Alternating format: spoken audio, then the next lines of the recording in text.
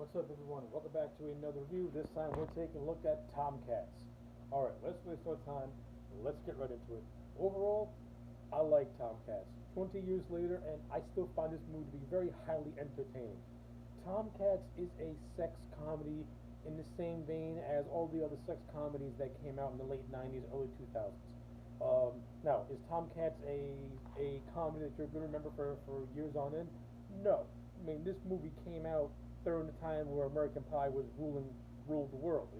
This movie came out 2 years after the first American Pie, and it came out the year that American Pie 2 came out. Was in cinemas. So yeah, Tomcats is not one of those movies that was like popular or was going to revitalize the sex comedy genre, which was already revitalized with American Pie. But for what it is, I find Tomcats to be highly hilarious. Uh, Not a perfect movie whatsoever. This movie does have jokes and gags that I just don't find funny at all, mainly because they don't do anything for me.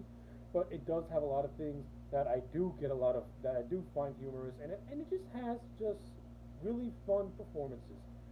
Jerry O'Connelly, Jake Busey, Shannon Elizabeth, Horatio Sands. I think they all do really well in the roles that they're in. I found them to be funny. I like Jerry O'Connelly as the character of Michael, who was our lead. He's like a hapless romantic type of dude. And Jerry O'Connelly plays him and makes him very very likable. The relationship that the character of Mike has with the character of Natalie, played by Shannon Elizabeth, I like it. I enjoyed it. I thought they have decent on-screen chemistry with one another, and I like the whole thing of Mike falling for the Natalie character, while all the while his best friend Kyle, played by Jake Busey, had a thing for Natalie as well in the past, and they're trying to work together to try and have Natalie and Kyle hook up, since Mike, the knucklehead, lost his money in gambling, and now he owes $51,000 to a Las Vegas casino, particularly to a guy named Carlos, and a cameo by Bill Maher. If if, if this movie was to have a plot, that's kind of how the plot gets rolling. But whatever. So we pretty much Mike and Natalie got to try and find a way to have Kyle and Natalie get married, so that way Mike can get the pot and pay off his debts. I mean, it's ridiculous, it's stupid, it's dumb, but it works. And like I said, the actors I thought all did a good job. Shannon Elizabeth and Jerry O'Connelly, I found them to be very good on screen. Jake Busey, to me, is the star of this movie. I thought he was absolutely hilarious, and I don't think this movie has enough Jake Busey as the character of Kyle, who is this sex-starved maniac. I thought Jake Busey is hilarious in this movie. I thought he was really funny.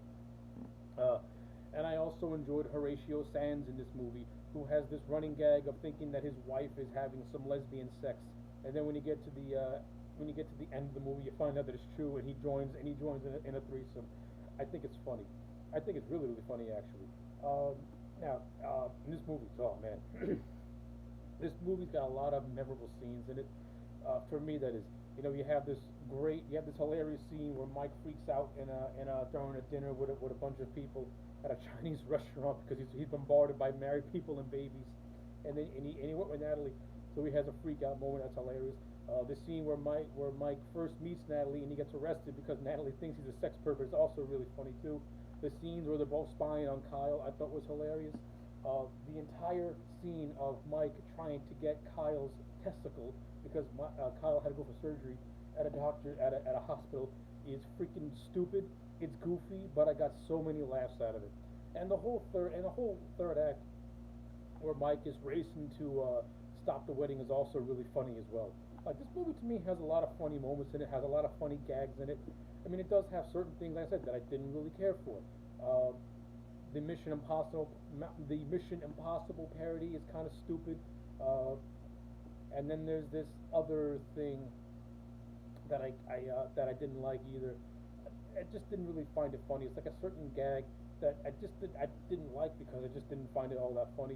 But it is what it is. A comedy is not going to have things that you're going to like all across the board. It's going to have some stupid moments in it that are just trying way too hard, and it just doesn't resonate with me.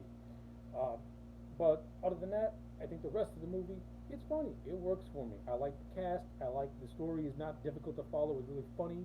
Um, and yeah, it's everything you want in a early 2000s sex comedy.